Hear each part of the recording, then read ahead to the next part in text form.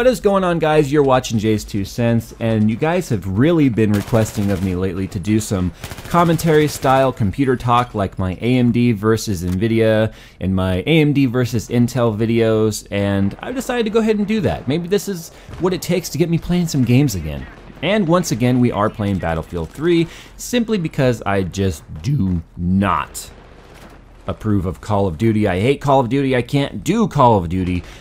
But, you know, Battlefield 3 is probably a close second of those games that become extremely annoying. But this is Battlefield 3, this is Palace, and it is Conquest Domination here. And it's an alright gameplay. I think I go like 17-5 or 17-6, something like that. Maybe it's worse than that. But whatever. We're going to talk today about how to know when it's time to upgrade your computers. Now, when it comes to a laptop, it's a little bit different. We're going to be talking about desktops today. A laptop, you know, is an all-in-one unit with the exception of hard drive, RAM, and, well, I guess that's pretty much it. Hard drive and RAM is the only thing you can upgrade in a laptop. Everything else is soldered in. It's a all-in-one unit that you're just going to probably have to determine on your own whether or not it's meeting your needs. So, we're going to go ahead and talk about the individual components in the computer and when it's time to upgrade, how to know when it's time. And we're going to go ahead and start with the obvious graphics card. Why?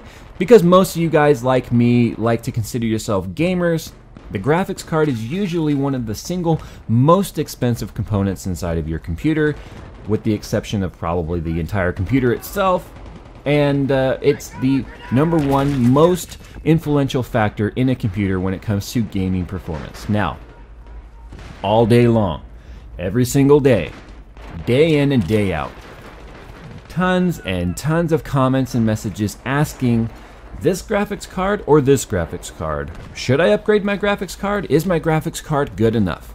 And here's the bottom line when it comes to that. Everybody's computer needs are different. Everybody's gaming standards are different, and the games everybody plays are different. And so the needs are going to be different case by case. Now, there are some exceptions to games and graphics cards, and I want to throw those out there now. Minecraft and Skyrim and games like that, usually simulator type games, require more CPU power than they do graphics card power. So those are the exceptions immediately, because I know you Minecraft fanatics and you Skyrim players are going to bite my head off if I say CPU performance isn't that important when it comes to gaming. So those are some of the exceptions right there. Now, when it comes to graphics cards, if your graphics card is no longer able to meet the demands of the game and your desired settings, and you find yourself having to reduce the settings on games as you install them, it might be time to upgrade your graphics card. And what I mean by that is this game that you're watching right here, this is Battlefield 3 played on a GTX 680. And it is overclocked right now on water. And I have all the settings maxed. Everything's on max ultra. Everything is on the highest tessellation setting. I have motion blur turned on. Everything is running. And this game never once dropped below 60 frames per second. And I do have adaptive VSync, which is an NVIDIA feature, turned on. So, does it mean it's time for me to upgrade this graphics card if I'm a Battlefield 3 player? The answer is no. But if you're a hardware junkie like I am, that 780 really starts to look good, because you look at it and go, well, you know, I like to have the top of the line stuff, and sheesh, I really have a hard time telling myself I don't need it, because, you know, that's the way I am. So the 680 is more than sufficient for the game that I'm playing in this commentary right here, and including Crysis 3, the game is just fine. And these are some of the most demanding games that are out graphically right now still, Crysis 3 and Battlefield 3. Now, I've got Battlefield 4 coming up. So I'm going to probably wait until, gosh, I'd like to think that I could wait that long. Chances are I won't wait. But Battlefield 4 may end up being a little more demanding, and my 680 may start to dip down below 60 frames per second a little bit, which means that I'm going to have to start backing off my settings. Now that's where you determine whether or not it's time to upgrade. Are you content with backing off your settings to keep frames per second at a decent, playable frame rate? Or are you a graphics whore like me and you're going to say, well, I want to keep everything at ultra and this card is no longer cutting it, so do I upgrade my graphics card or add a second card or whatever it is? That's the question that you guys all have to determine. how important is maximum ultra graphics settings for you? For me, it's very important. So once the 680 no longer is able to include ultra settings on the graphics, I'm going to put in either a second card or upgrade to a 780 or something along those lines. Or maybe an AMD card if they've come out with something better than the 780 when I'm ready to purchase. So with that said, once games are no longer able to play at ultra settings, it's time for me to upgrade my card. Now for you, if you're okay with medium or you're okay with high, then you'll get more life out of your card. Now, CPU. CPU is not that important when it comes to gaming 3D games like this, with the exception of Minecraft and Skyrim and some of those other games. And just putting out a disclaimer there so you guys don't actually bite my head off like you did in the other video saying that Minecraft is a demanding game on your CPU. There's a disclaimer. So if you're a Minecraft player, there you go.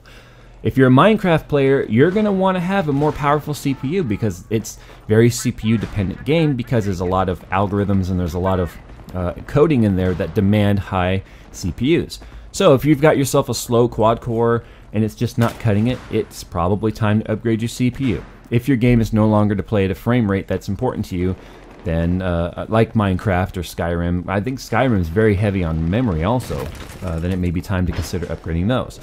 But for the most part, CPUs are going to be most important to people like me who are playing games and rendering these games at the same time, doing live streams, Photoshop, any of those types of programs. Maybe you do graphics design, maybe you do web design, Dreamweaver, maybe you're a programmer, or maybe you're just running virtual machines or databases or whatever on your computer. Then your CPU is going to become a much more important item to upgrade. And if you're not a heavy gamer, but you definitely use a lot of CPU heavy tasks like this, then you are going to want to consider upgrading your CPU. When it's time to upgrade your CPU is when it's not going to be as cut and dry as a GPU where you can say, oh, I've got to lower my settings because I can no longer play at a frame rate that's enjoyable to me. But what you may start to realize is, geez, these tasks that I do, these SQL scripts that I'm running, this database that I'm operating, or this editing that I'm doing is really starting to take a long time. It's starting to just, I'm tired of waiting 45 minutes to render a video when I know JayzTwoCents is rendering 10-minute videos in under 11 minutes. So that's when it becomes important to you, or you have to determine how important is your time to you. Is your time worth $300 for a new CPU? And in many cases, if you upgrade the CPU, you're going to probably have to get a new motherboard as well, unless you're on the AMD side, because AMD is very good at being backwards compatible with their newer CPUs onto older socket sets. Intel could probably take a little lesson from AMD on that one. So CPU and motherboard pretty much go together. A lot of people have asked me if motherboards are important to upgrade if they're going to be putting the same CPU and GPU in there.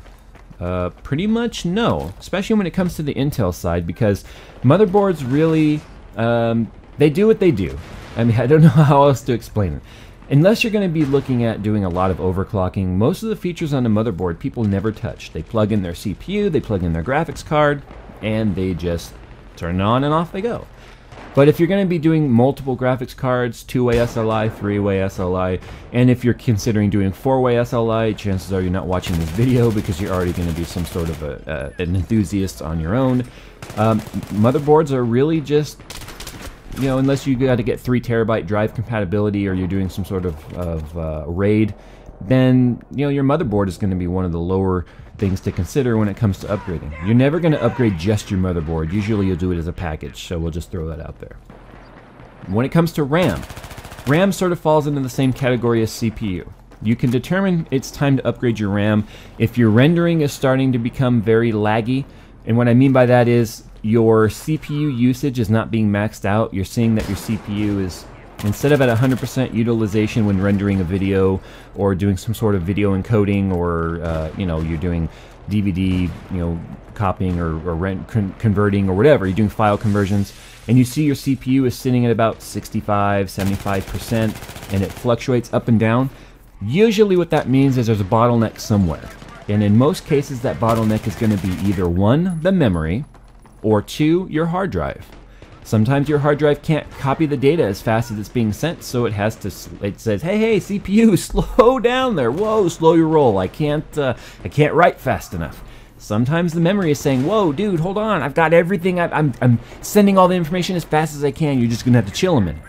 So that's the easiest way to tell whether or not it's gonna be time to upgrade your RAM. If a lot of these heavy rendering tasks that you're doing are slowing down the CPU, in the sense that the CPU is just like tapping its fingers going, okay, any day now, let's do this.